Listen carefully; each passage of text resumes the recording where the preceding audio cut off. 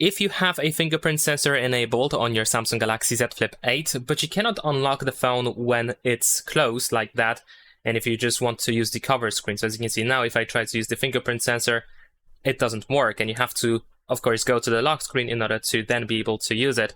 Now, in order to fix this and to be able to unlock the phone, even when the cover screen is off and the phone is closed, you want to go to settings in that case. Then we're gonna proceed to lock screen and AOD. Over here, choose screen lock and biometrics, and then you want to enter your screen lock password to continue.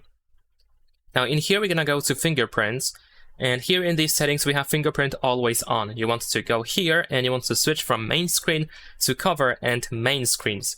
So now if I close the phone, and of course, if we lock the phone completely, then I can use the fingerprint sensor even now. So that's pretty much it. Leave a like and subscribe.